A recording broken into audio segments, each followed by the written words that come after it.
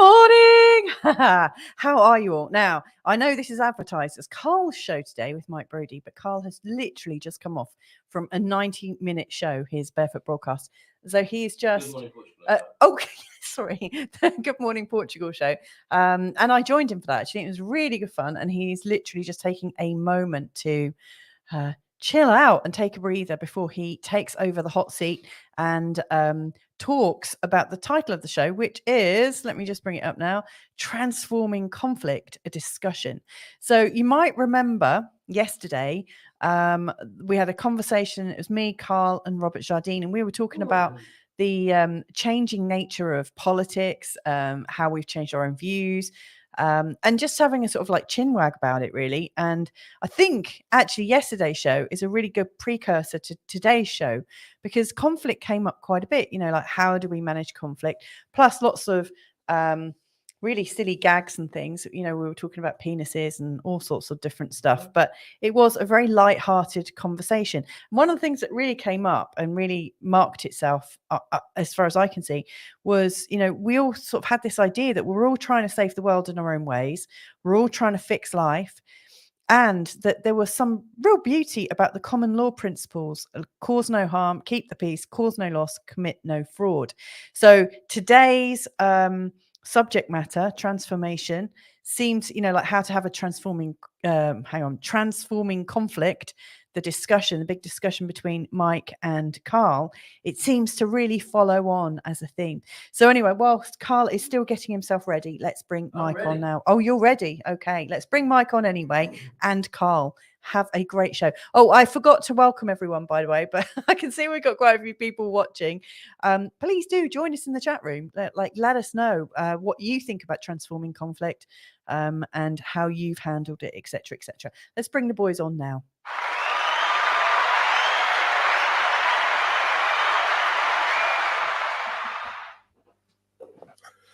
Hola, bon dia. Hi, Mike. Good morning to you. Good morning. Good morning. Great to be here. Lovely to see you. Lovely sunny day. 2 days running for us, because you very kindly picked me up from the local cafe. It was lovely to have a little bit of a sort of preamble, a bit of foreplay, really. I see you as my conversational, intellectual sparring partner. Would you agree with that? And can you tell everyone a little bit more about yourself by way of an introduction to this conversation we'll be having today? Yeah, well, sparring partner sounds a bit conflictual. And seeing as we're talking about transforming it, I think it'd be good to find another word for that. But that was very conflict based, wasn't it? That little exchange. Yes. So it was a bit about me. I don't really know. I like to think of myself as a metaphysicist, a philosopher, and a structures builder. Because as human beings, I think we exist in those three levels of first of all, the metaphysics, that there seems to be more to life than is physically evident. Mm-hmm. So therefore, playing with the bits which aren't physically evident can be good fun. The second bit, philosopher, is philosophers actually explore the meanings of things and using language. And as language is one of our greatest gifts in separating us from, if it is a gift, separating us from the animal world, I think being a philosopher is really interesting thing to do. And what was the third one? I can't remember. I wasn't listening. No, I was bored as well. Okay. This is the in terms of the sparring partner thing. I don't mean that in any aggressive way, but we do like to play with each other in this way, don't we? And have fun, use humor, I think, by way of, as I said yesterday, deflecting difficult situations. Maybe we can make a little bit of a ground rule to flag those where I might resort. And I was thinking about this morning, actually, when I was out with the dogs. I was thinking about how this might come into our conversation today, how automatic my responses are to everything in my life. Sure. And I just thought to myself, why don't I pause a bit more? I trade on the fact that I can respond very quickly. That's part of my shtick, if you like. And I've turned that character trait or personality trait into something I can work with and make money from, if you like. But it's also a habit that I can't stop, which I don't think is unusual among people. People do use their sort of Achilles heels, or whichever way you look at it, their weaknesses, or they can turn their weaknesses into strengths, can't they? And it occurred to me to pause more. So maybe that could be a ground rule of our conversation, where we're being automatic, where we're resorting to devices that reduce awkwardness. We might pause a bit and maybe reflect a little bit on those. I think I'd find that interesting if we did that this morning. And I would like to start by saying I do massively respect you and your. It sounds like I'm gonna. This is like a feedback sandwich. I'm gonna give you a compliment and then say something really nasty. I'm just gonna say nice things to you right now, because I do really hugely appreciate you and your mind and your thoughts and what you're endeavouring to bring to the world, Mike, and how this word assiduous, how conscientious you are in thinking things through and making that a contribution to society, to humanity, which of course in physical form, well, in technological form, is your project OurNet, which you also might like to talk about this morning. So thank you for being who you are, and thank you for bringing who you are to this conversation today. And I think we do owe you the credit for this particular theme of transforming conflict, because we see a hideous conflict in the world at the moment that's being brought to us by the mainstream media. If it ain't one thing, it's another. And currently it seems to be the most horrific of conflicts. And is that what came to you as an inspiration for this conversation this morning? Gosh, yes. Yeah. It's so the only thing different about this conflict to all the other conflicts that are going on in the world is how present it is in our lives.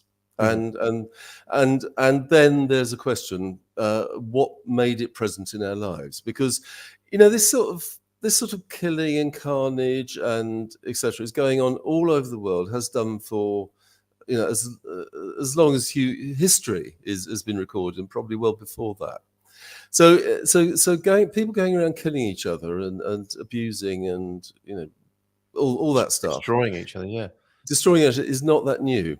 I think it's very interesting that that it's something which is really being focused on by the mainstream media, and the focus on what's going on is what makes it present in our lives.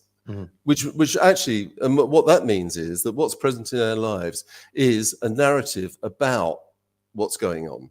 Because I look out of the window, the sun's shining, it's Portugal, we're safe, and yet there's a feeling of doom and horror as well, which 150, 200 years ago there wouldn't have been that feeling of doom and horror. There'd have been other feelings, because the doom and horror might have been much more present for us, but not that feeling of doom and horror. So I've been thinking about what is our responsibility for what's going on, etc., etc., etc. Yes. That's what I'd like to add to that at this point is that so present is that, and so persistent is that messaging, that if you're not interested in the messaging, or don't appear to be interested in the messaging and have your own view on it, you're in some way unthoughtful, possibly callous, and that you don't care about what's going on. And we could refute that, couldn't we? We could, I've said, I know this sounds callous and uncaring, but it's none of my business. I make it my business, and I apologized yesterday. There's another aspect to this. Co-opting other people's misery for your own sense of curiosity and gratification is quite despicable, really. It's quite disgusting, and it's part of the machinery of this what we're seeing at the moment, isn't it? And that's not to say I don't care. If I saw somebody being destroyed in my back garden now in the way that we're being told about, I'd run out there and I'd try and do something about it. It would suddenly be my business, and I like to think of myself as a sort of person who would get stuck in and do something about it. But this is a different level, isn't it, of how we're being dragged into other people's lives and business, and then looking like we're a little bit uncaring if we don't have a view on it. Yeah. Oh, totally. So I've been giving this a lot of thought as well. And so I've got a new friend from Moldova, and when she said that she was from Moldova, I thought I've vaguely heard of Moldova, but I haven't any idea where it is, what its history is. So I ended up finding a history thing on YouTube, which I sometimes have a weakness for, and YouTube or history? both. Right, okay. Having hated history at school, I actually find it fascinating in terms of just reminding us about us, I think. Yeah. And it's fascinating because it only came into existence at the end of the collapse of the Soviet bloc. Mm-hmm. And before that, there's rather than Moldova, there's Moldavia, and sometimes it had different names. But actually, the guy had a map of sort of a larger Europe, and actually showed the territory that now encompasses Moldova, how it sort of hordes came from all over the place, sort of Roman hordes, Visigoths, and I don't know. I enjoy history, but I'm not a student of history. And the borders grew and changed as different hordes met each other hordes, and they stopped at different lines. So the whole concept of Moldova as a country is a sort of a bit of a nonsense. Mm. But the interplay of all these various hordes going and taking land and so saying this is ours now actually started to remind me of something your children have shown me.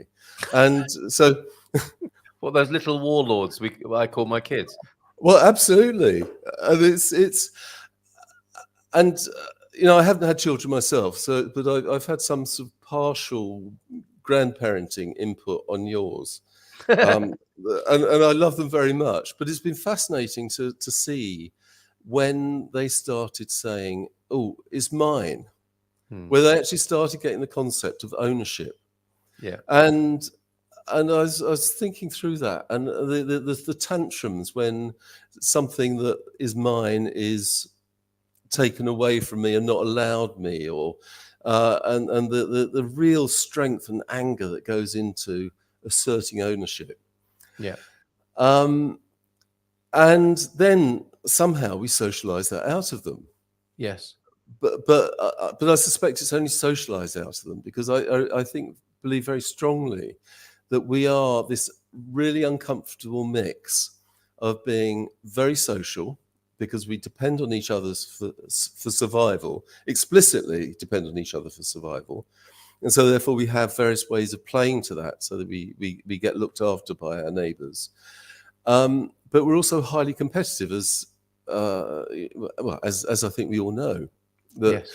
And we pride ourselves in suppressing that, or the socialists in us pride ourselves in suppressing that, and the libertarians pride ourselves in expressing it.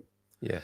And we are a mix of both, because the most extreme libertarian also has social aspects. Yes. And the most extreme socialist also has libertarian aspects. Yes. So we're actually trying to deal with all this. And in my musings, I was also thinking about America and the way in which property rights are enshrined in American in the American Constitution, which is great. A bit of me really loves property rights, because when someone comes to take my property away, I get pissed off, and Yeah. I either fight. If it's a bully, I either turn over and let them take it and say, sorry, it's yours now, not mine, or I fight them for it. Yeah. But in America, all the land, of course, was inverted commas taken. Yes. And who was it taken from? Well, the Native Americans. So who were the Native Americans? How did they get there? Well, a lot of them actually took the land from other people. Yes. But when someone came across and said, this is America, yeah. And then it's ours now, it just reminded me again of Moldova, because now this is Moldova. It's actually it's a linguistic construct of and while we've socialized it out of our children because we find it unpleasant in the home, it's bursting out all over the place on the world stage, isn't it? And in the nation states. Yeah. And Carl, in me. Okay, so that's an important part of this conversation, isn't it? Because and I think that relates. Good morning to Stephen, who's here, who suggests we can argue over what words we use. Yeah, we could have an hour of that, couldn't we, if nothing else? Yeah. It's a rich theme. Thank you for that, Stephen. Hope you're well this morning. Mrs. M's here with a sound check. You're sounding great, Mike. It's a great question. Going back to what you said earlier on from Sarah. Good morning to you, Sarah. Lovely to see you here. Mike, what makes this conflict present in my life? Which might connect to what you've just said. You know, we see it in our kids. We socialize it out of them. It comes out in nation states. It's the great conflicts of the world that are ongoing and have been forever. And it's in me as well. Perhaps that's how we transform conflict. Jean also here. Hola, todos. Good morning to you, Jean, and loving the sound. So Mrs. Emma's put us in charge of her show this morning, Mike, but she's loving the feel and sound of this conversation. I'm cooking brekkie, and this is very listenable, like having the radio on in the background, if nothing else. And Siri, good morning to you, Siri. Lovely to see you here as well. Yeah, we're Sonic wallpaper for Mrs. M. So let's see if we can lift it off the page a little bit more with this. So it comes to transforming conflict, and you've laid out the case for how conflict might arise. It's very human, isn't it, to find oneself conflicted or in conflict either with others over these ideas of nation states, random things that we make up and then get very angry and violent about. And you've also alluded to how that might occur within the individual as well.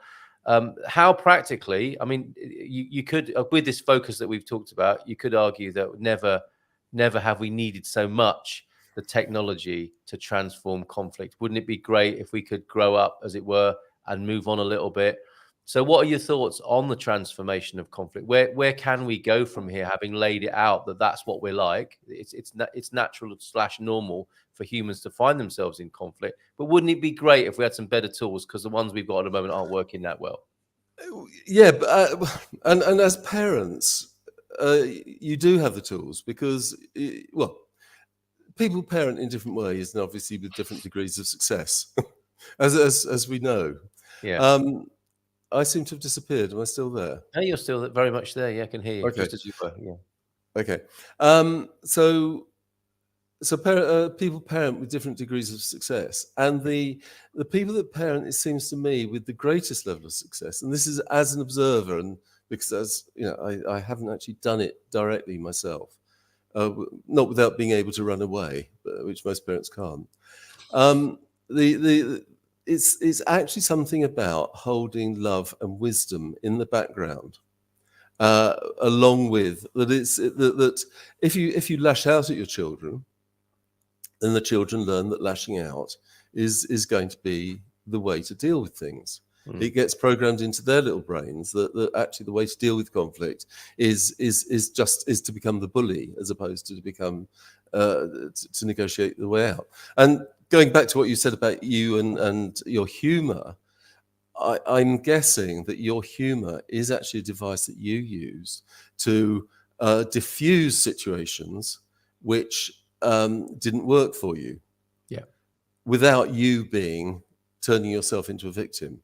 Yeah. So, I absolutely don't think you should give up your humour. And I think actually we could do with a lot more humour.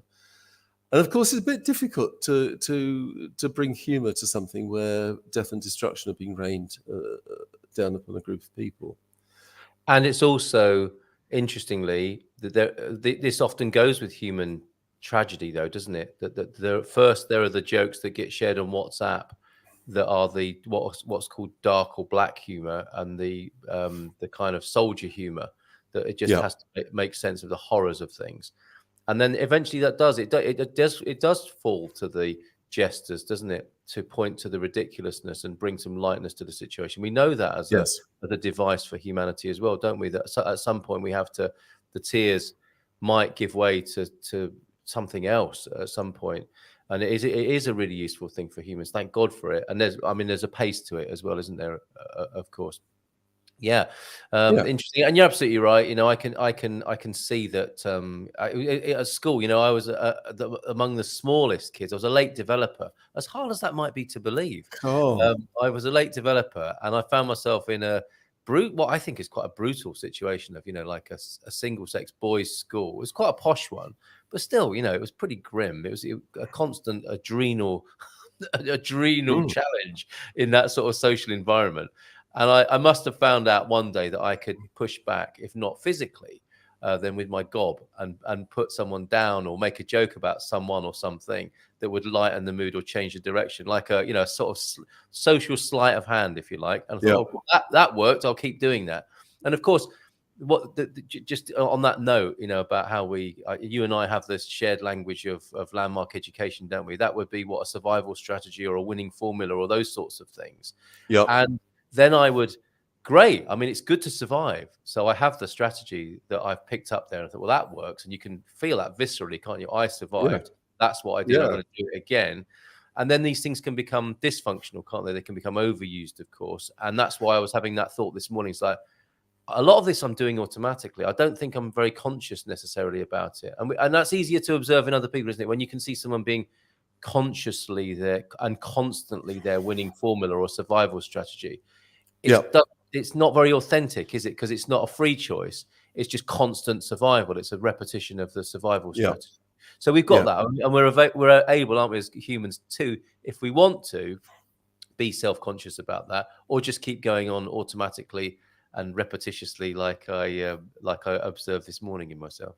Yeah, sure, and it works. It works, but there's something being suppressed to make it work.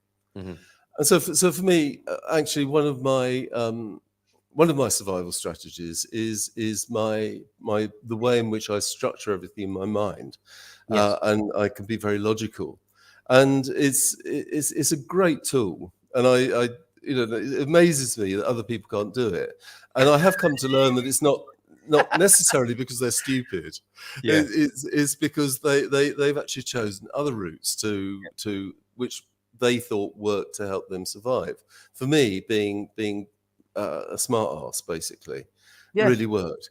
But what I shut down on that actually is heart connection, and so I actually experience very little dramatic emotion that many people experience, which you could see as being an asset. And in some ways it is, because it's like a surgeon going in to operate on a sick person.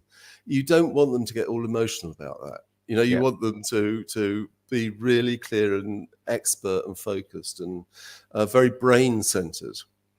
But afterwards they have to deal with that. They then have to go away from their shut offness, and most of them probably don't deal with it, and some of them will, because you see this because there must be a state of shock involved in those sorts of traumas. I was talking with my dentist, who's a lovely man, and practices a sort of biodynamic dentistry. Oddly, he is very clear that he could easily take on the trauma of the people that he's working with. Yeah, and obviously everyone's scared of him, and that's not nice for him. So he has to consciously deal with sort of processing and freeing the stuff that he's taken on from his patients. Well, that's very conscious, isn't it? Very conscious, and that then gives him access to being open-hearted and connected with people. Yes. Now, and that is something which I have struggled with, because I was too much in my brain. And so I've lost out on that connection bit, and it's something I'm focusing on much more now. And it's bringing up all sorts of things which I can't say I enjoy. People say, "Oh, they're sort of crying from relief and things like that," and I think, what a wuss. That's where my mind goes. Yes. But I really understand and know that's what the animal in us needs to do. Needs to release all those emotions, which the other animals seem to be better at doing. If I could draw some of these themes together. So I think you began to talk about the strategies of those who find themselves in conflict. As a child, you might have seen love used as a. I mean, just before I sat down to talk to you, two of my kids were screaming at each other. and I came up with quite a useful solution because they're fighting in a bathroom. I think probably over possession of the sink in a particular moment. And I said, we've got more than one bathroom. Lucky me, right? That I could use that device. But they were already locked into a conflict over. To me, that's the perfect logical sense in the way that you might see that situation. They could actually, we're lucky enough to have a sink each in this scenario, but they've already got locked onto possession of that one sink, and they were having a sort of pitched battle, turf war over a particular space, and they were locked in. And then, so if we scale that back up into the world situation, it seems quite barbaric and brutal, and we all know that, don't we? We look at what's going on in these global conflicts, and we feel really. I think it's understandable that we feel bad about it, to see that not only the obvious barbarity, but the sadness of like, why can't we do better than this? And would you say that's because the world has been brought up, if you like, to deal with these conflicts in that way? That is the trope of world conflict, isn't it? Is that you have to be the bigger bully in these situations, and you hear things, don't you? I mean, what's one thing that's really appalled me personally is how we've got to the justification of killing people as like collateral damage. All these words for like, people getting blown to bits, and apologists for that saying, well, of course, in these difficult situations and with the way the enemy are doing this, sometimes we're going to kill children. It's like, can you hear yourself? Can you hear yourself say that? And that, that's my moral judgment. I own that as a moral judgment. It doesn't really matter or mean very much, but that is how I feel about it. And I mention it to go from this, how it seems that we if we were a global family, if countries were a family, they have just been using brutality, haven't they? And quiet or explicit aggression to control each other. There hasn't been the idea of the United Nations, the idea of liberty, freedom, equality, and all of these noble things that we know we like haven't quite reached the level of how our 184 countries relate to each other. We're not there yet, are we? As a rainbow family of coexisting, beautiful people taking each other's needs into account. It's like, well, if you step over that boundary, I've got, international law says I can kill you. I mean, where have we got to? And how can we move on? I suppose, which is the theme of the show. So, how do you transform from that brutality and modus operandi, such as we know it, between the countries? So,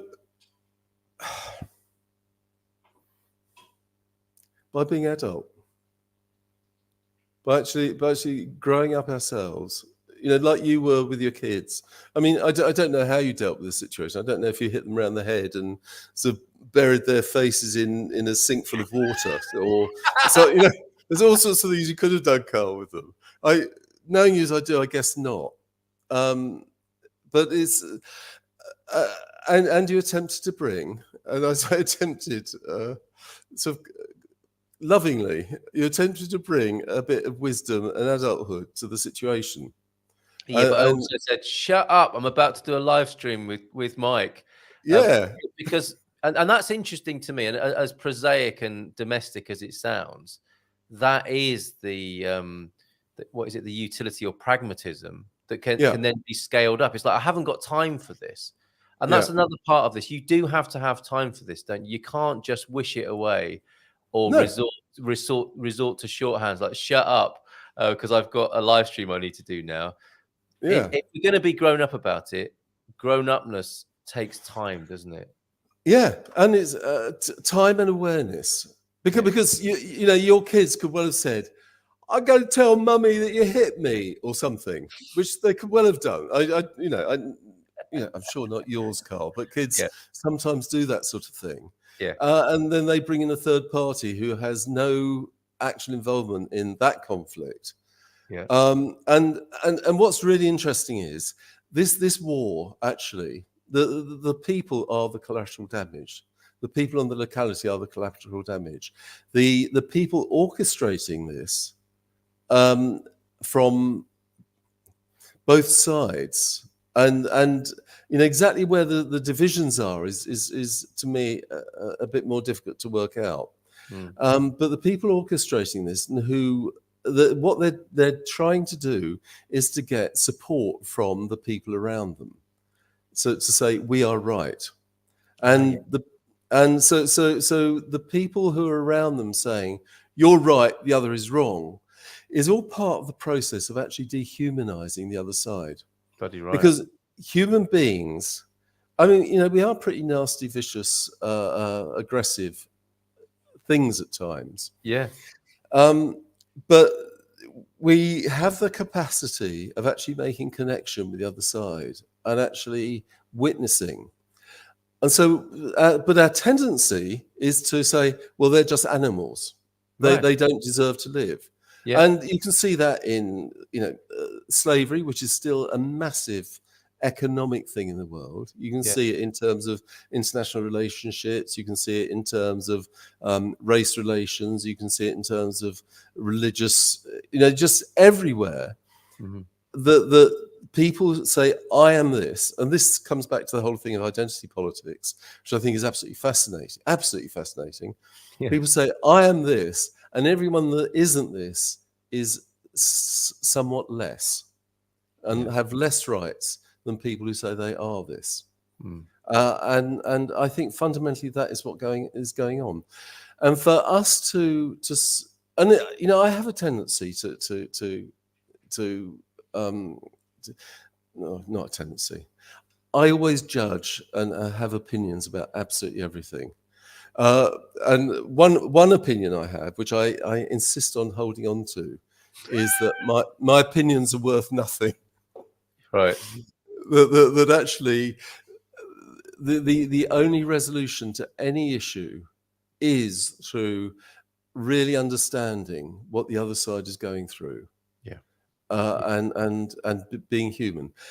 And I also absolutely believe that there are very, very few people who are so psychotic that they have no opportunity to make any human connection with another.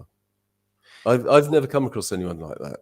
Yeah, I would tend to agree with you, and I think it's I don't know if it's Occam's razor or whatever, but given that is your experience and mine, let's go with that. You know that I think where conflict, I would like to take responsibility for conflict from that point of view by saying, if I have stayed in conflict with somebody, it might well be because I haven't taken enough time to understand them, and it suits me to remain in that conflict with them. And I think that is what's going on Absolutely. in the world. And the irony of othering at the moment, it's like a great big. We look back at the Roman amphitheater and the centurions and Christians and lions in this great big auditorium of stirred people. That's what's going on in the politics at the moment, isn't it? It's as though, and I think Sarah's has the gist of this as well. Trying to commandeer a majority. You get this othering thing going on, don't you? Saying these people are behaving like animals, and if we can get enough other people to agree with us that they're behaving like animals, we can justify slaughtering them. Yeah, which then makes us like animals, strangely enough. But it's a great big Roman auditorium at the moment, isn't it? Where you've got some people standing over other people, looking to the crowd, saying, "Is it?" And then maybe looking to America or the United Nations for the emperor to go, do it. And it's like, okay, well, we've been, I've suspended my own responsibility here. I will go with what the emperor says, because that's a lot easier for me, isn't it? And there's a version of that going on, it would seem, isn't there, at the moment? Somebody who I have a great deal of respect for in this department, if I can put it like that, is a guy called Donald Reeve, I think his name is. And you might have been to, do you remember Alternatives in Piccadilly, Mike, at St. James's? Yeah. It was the home of New Agers in the 80s and 90s, wasn't it? When every world speaker went there. And the rector of St. James's Church was Donald Reeve, who made that possible. He opened the door to allow these interesting conversations to take place. But in his own right, and I saw him speak once and I interviewed him about it, he was involved in the former Yugoslavia, Serbian conflict. And he was involved in conflict resolution. And he gave a very moving talk about his involvement in that. And it's exactly what you're saying. We do have the tools there, and there are precedents. Often it's as though, sadly for us human beings, these things have to sort of burn themselves out before reconciliation. I mean, South Africa's again another good example, isn't it? It kind of rages, doesn't it, like a wildfire until it's burnt out. And then there's the possibility for reconciliation and people doing what you just said, which is to talk to each other, be grown up, and endeavor to understand each other. And I don't put that lightly, because I recognize how much effort that takes to do that, given the amount of pain and utter trauma people might have been through. It's a big step for any human being to take who's been so horribly affected by these things. But he showed it was possible with persistence and love, and if, like as you put it, being a grown-up, to bring people into a room and to hold them there lovingly so that they can have their say and get that first bit off their chest, the anger and the trauma, and for that to subside, and for people to find the connection between each other. That is something that's what we're talking about here, isn't it? That the transformation conflict. Totally. Because we argue about our differences, but actually we don't argue about our similarities. And our similarities, I mean, are infinitely larger than the differences. I mean, that's one of the interesting thing about politics, is the more aligned you are with another party, the angrier you get, because you want them to be more unlike you. It's not allowed, is it? They remind you of your hypocrisies, etc. Yes. Yeah. Well, let's mix in a few comments that are being made here, and thank you everybody for making those. And I talk practically, because that's also important, isn't it? What can we do? And I think, if nothing else, if we can't address the global, we can address the local, can't we? And do it ourselves by way of addressing this, to bring peace to ourselves, if not the whole world, right? So I believe absolutely that the answer isn't to centralize power and have the wise benefactors at the top deciding exactly how everything's going to work. Because the people that want to become wise benefactors at the top are actually the people that need to become wise benefactors at the top, and probably the last people we want to become at the top. And we have to sort it. In my belief, and again, it's I'll drop if I have any evidence to. My belief is that the only solution can be from a very local level. That once we all start addressing our own relationships, our own locality, our own environment, that then we then develop a sort of a local wisdom, which then starts to impact a regional wisdom, and then that regional wisdom then starts to impact a national wisdom, and that national wisdom starts to impact a global wisdom. Because attempting to put in place a structure where people know better than us, they just look at. Dee was telling me, my wife Dee was telling me about the news from Britain that apparently there was number 10 during COVID. There were all sorts of orgies going on at number 10, literally, apparently. I hadn't heard that. And of course, it's from the news, so who knows? Is it true or not? I don't know, but it's definitely imaginable. And they are the people that were saying, "Stay at home, be locked up," etc. Right. So that either means that they were wantonly disregardful of their own lives, or they knew it was rubbish. They knew something we didn't. Now, I don't know which is true. And it could have been a mixture of the two somehow, but it's the people that get into power are not the people you want to be in power, because they're the people that want power because they want to be the bully in the room. And we don't want a world run by bullies.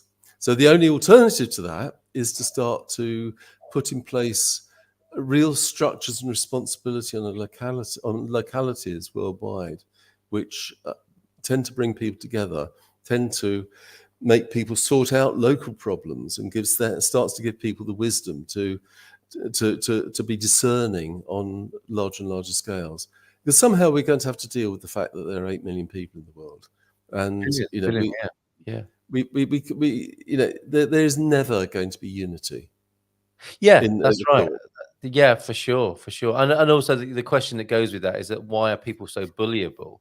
But let's not open that can of worms just yet. I want to just, if I could go through all the comments, and then if Please. you pick up on what appeals to you, I'll read them all, because we have a tendency to get stopped by a stunning comment every now and then. But let's look at them all and then come back to whatever you feel you want to respond to. There was that earlier question from Sarah, which you might like to respond to, what makes this conflict present in my life? And there's nothing more local than the personal, for sure. Now humor. We talked about humor as a way of dealing with things. Now humor often gets a bad rap as inappropriate. And Mrs. M, Sarah, humor has been censored for a long time now. Not in my house.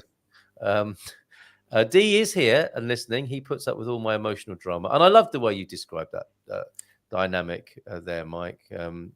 People who are dramatically emotional. That says a lot, those two words. And I share that with you as well. Conflict may occur, as in the ever popular boundary setting that is commonly recommended by therapists. Have I read that correctly? Conflict that may occur. As in, she continues, setting boundaries without letting conflicts go to level 10. Interesting. Thank you, Sarah, for your just not only this morning, but your wonderful support of this show, this endeavor, and your stream of brilliant comments and your appearances on screen as well. Always great to have you here and be in your company. I'm not trying to commandeer the majority. Bob's in as well. Commandeer by fear these days. What's the next thing we can distract people by? That's another aspect of this. It can be said. Gene, that's when people are talking about humans behaving like animals, it can be a slower on animals, of course. Anger doesn't have an ear that can listen. The spell has to be broken somehow, and then listening can occur. We know that, don't we? If we think about it, once we stop being angry, that makes complete sense. Well said. Perspective in response to that from Bob. Comedians, Suze knows a few. Seen a lovely picture of her, or an anecdote I've heard of her with the great Robin Williams, who she knew back in the day. Comedians tell us that sometimes painful truths, making us laugh and also enlightening us at the same time with truths. And I mean, in Robin Williams' case, it's quite tragic, isn't it? That I think of a man so perceptive, like Bill Hicks. These people so perceptive.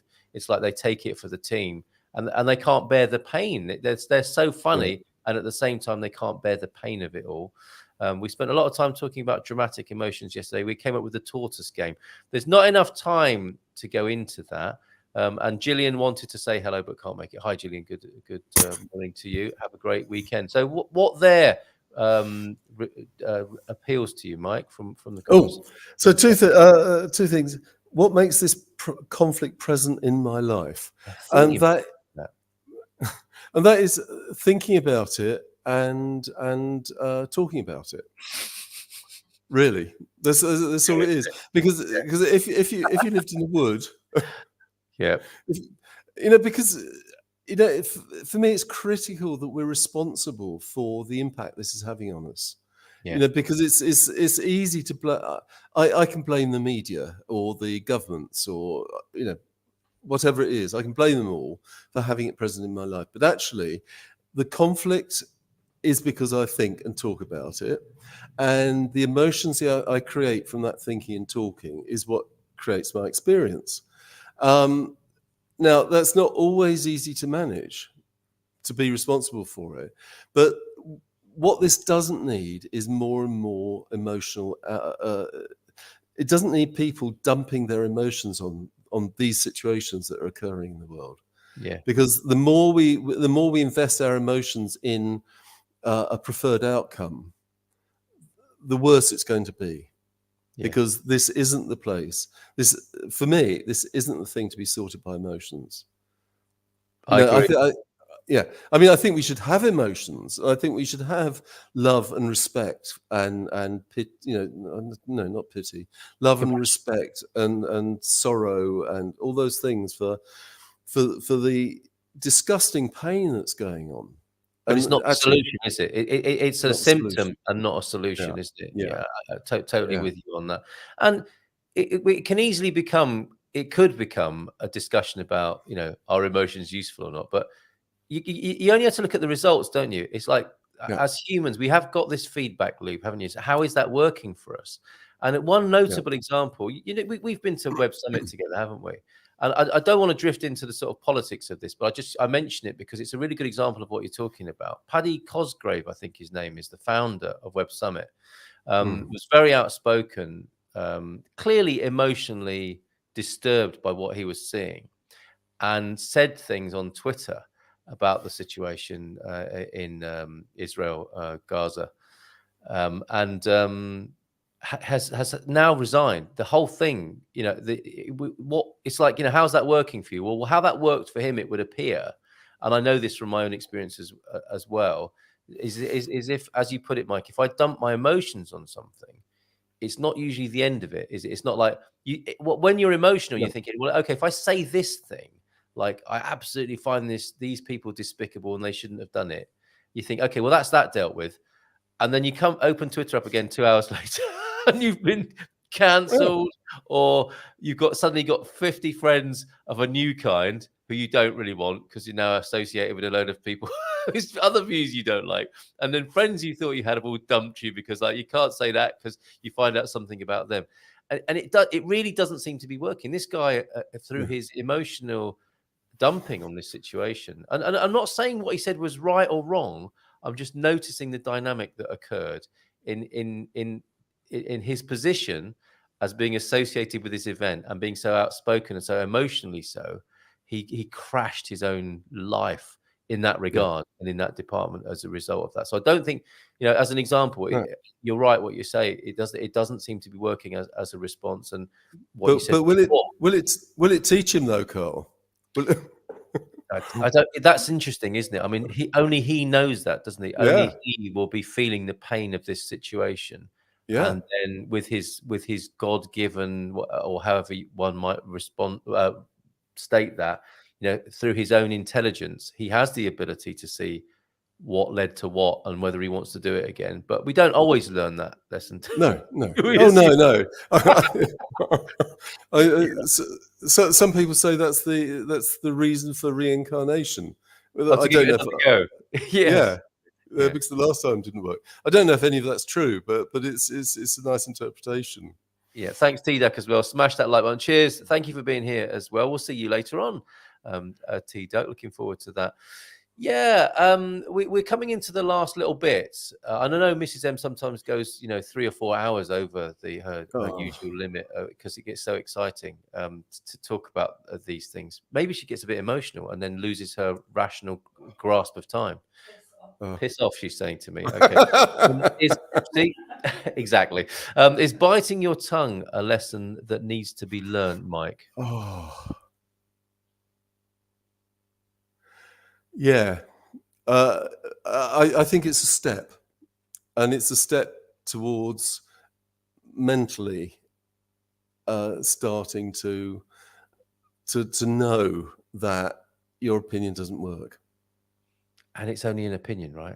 We don't all have to be a human form of Twitter, do we? Responding to everything that's coming in. Like I was saying this morning about my realization about being automatic, and probably like you, we like to have what we think is an erudite view on everything, don't we? Oh God, yeah. And then share it possibly. And it's like, well, that didn't go down well. Suddenly got more things to deal with that day. Yeah.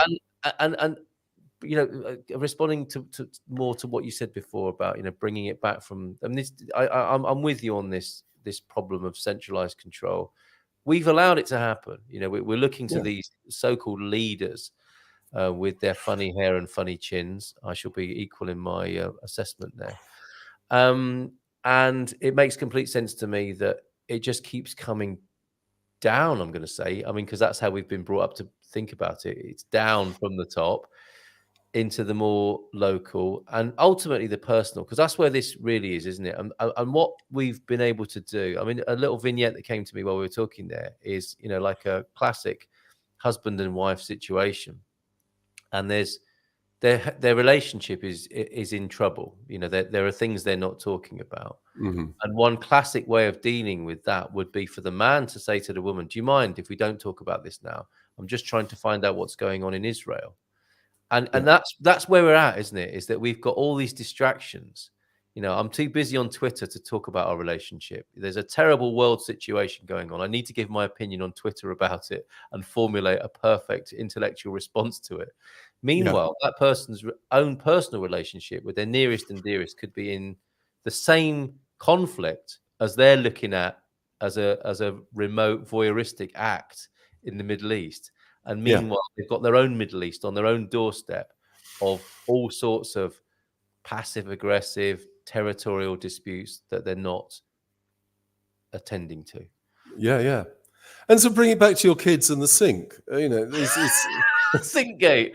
Sinkgate, absolutely. It's so that because forgive me, Carl, you know it's done with love, but it's there's wisdom in there are two sinks and you can each have a sink, and the other, stop it, I've got to get on with my show. And Yes, right.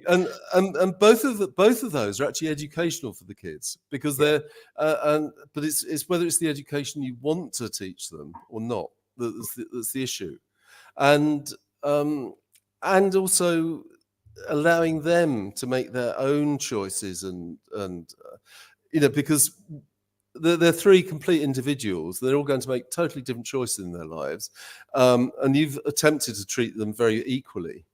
But it doesn't work, because they've actually got their own they've got their own personalities, and somehow we have to, you know, our job is to make all this work somehow. I have if you don't mind me saying hello. Where is the voice? Hello. Is the voice I suspect that Carl actually kind of said, "Sort it out yourselves," and then ran off. Fantastic. Yeah. Is it? Sort it out. I'm busy. I can't help you right now. There's two sinks now. Deal with it.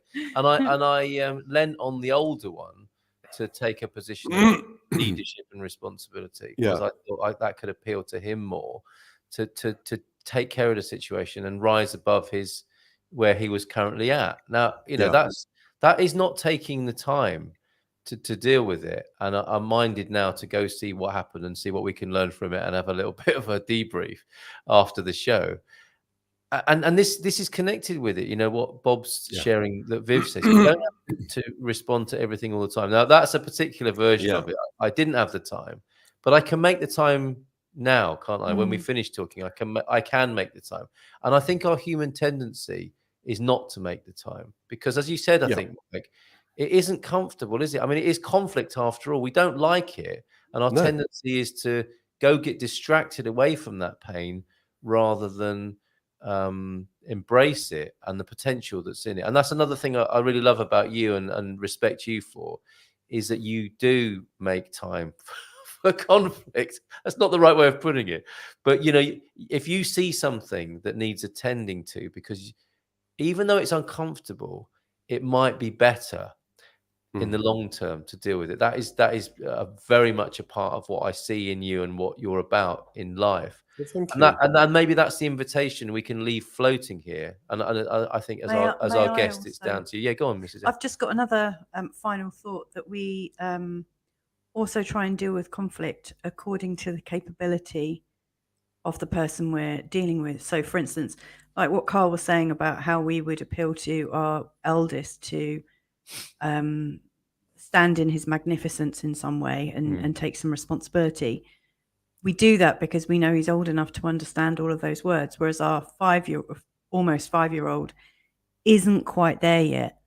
You know, he doesn't have, he's starting to, like 2 years ago, we would, you know, and for all of our children, in fact, we let a lot of things go up until they get to an age where they can really have a concept of what we're talking about. You know, I've got some, I think, memories of being like shouted at for things I just couldn't understand, you know, and I do see, and it's no fault of the parents, because I think, we're brought up with that kind of way of being, you know, don't do that, sit still, blah, blah, blah, blah, blah. You know, we give all these instructions to people, at a time when they're not capable of understanding them and processing them. Yeah. And so all they really experience is people shouting at them for being themselves, and they've got no idea what's going on.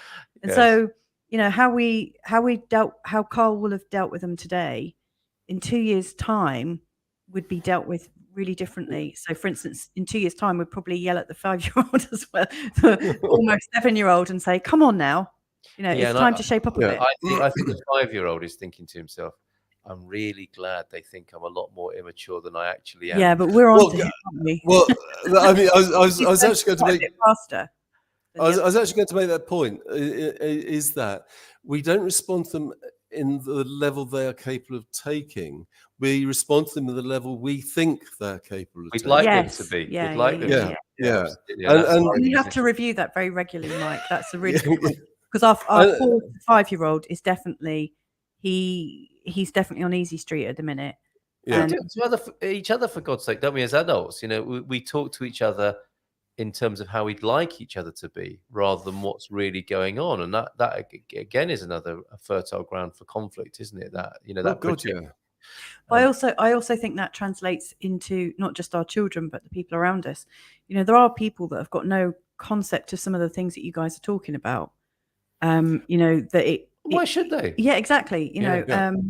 And so for some people, like, these conversations might almost be wasted on them. And other people who look at us like we're children. It's like, why are these two blokes even talking about this? It's so obvious what needs to be done here, in the way that it's all a pecking order and an ecosystem, isn't it? We may seem, Mike and I might seem so immature and undeveloped to some set of viewers, and it's all a big sort of merry-go-round sort of carousel. What I'd love to do. I think you're doing a fantastic job. By the way, thank you. Well, what I'd love to do for our guest of honor here is maybe to leave. I mean, I do want this to be practical, Mike, and I think it's been. I hope it's been sort of informative and illuminating. And I'd love for there to be an invitation, something practical that brings to life the ideology of transforming conflict, and makes it something real, a tool that people can use if they want to wind it in a bit from being interested in a conflict that's none of their business, as we said earlier on. But that's not to say they don't have conflict in their lives, which I think we all do as human beings. What can they do about the real conflict in their lives? You mean sort of actually live one-to-one conflict? Yeah. Anything they're upset about with some. Okay, let me define that. In terms that you and I understand, and I hope that will come across in a way that is useful here. Personally in their life, they've got a difficulty with someone else about which they're upset. That to me is a conflict. Yeah. Cool. Yeah, absolutely. So the first thing to do is acknowledge the only way it can be resolved, provided you don't kill the other, is by conversation. Right. Conversation or domination. You've got that choice. So assuming, and if you attempt domination, that conflict is going to continue, albeit you'll be the top dog as opposed to the underdog, or whatever. But that's not resolving a conflict. That's just continuing it, because managing and resentments build up, and the other person will be resentful on even if not consciously, will be resentful for having been squashed and not listened to. So the only way to do is to listen, and there's a really great practical method of listening, which requires a certain amount of courage, because you've actually got to agree to have this conversation. And the method is people sit down opposite each other. One person is allowed to talk about the situation for 3 minutes. The other person is not allowed in any way to interrupt. So for 3 minutes, one person has their say. At the end of that 3 minutes, the other person then has their say for 3 minutes, and they carry on swapping for 3 minutes whilst they each talk out what's come up for them after the other person's 3 minutes, etc. So it really starts to get in. But there's another rule, and that is that one has to be completely responsible about one's own feelings, that actually not blaming the other person, but actually say, but rather than saying, you're a bastard because you did that, actually saying, when you do that, I feel sad, I feel angry, I feel whatever it is. And then go on to explain what that brings up in you. Because ultimately, this has to be a personal exploration. And for me, if there are, I don't know how many millions of people have got some degree of enlightenment in the world, but or personal awareness in the world. But the more personal awareness in the world there is, the better the world's going to be. The more that I generate more anger and conflict, the worse the world's going to be. Now, there are 8 billion here, so, but there's also a tipping point at some point when there are enough people that are choosing to be adult. I say that because being adult is a choice, because we can go around being children all our whole life. Yes. But choosing to be adult, choosing to be responsible for the impact we make on the world, actually starts to make the world a better place. And I don't see that going and venting my frustrations on groups of people halfway around the world is, or even in the local town or whatever, is going to improve things. Wonderful. Okay, I look forward to talking to you again, Mike. Thank you for that, and that is offered as an invitation for people to try if they are struggling with a situation. Why not give it a go and let us know how you get on with that. Mike, have a wonderful weekend. Thank you for being here. It's been a lovely hour chatting with you. I'm going to roll the outro. I don't want to say goodbye, and that's how it often is with the Barefoot Broadcast. These are lovely conversations, and we often want them to continue. But let's draw a line there. Well, last word to you. Bye. You're so logical and literal, Mike. Thank you very much. I know. It's one of my strengths and weaknesses. All right. Yeah. Bye. Okay. And thank you. Pleasure. Ciao, ciao. Buon fine settimana. Ciao, ciao. Bye. Buon fine settimana.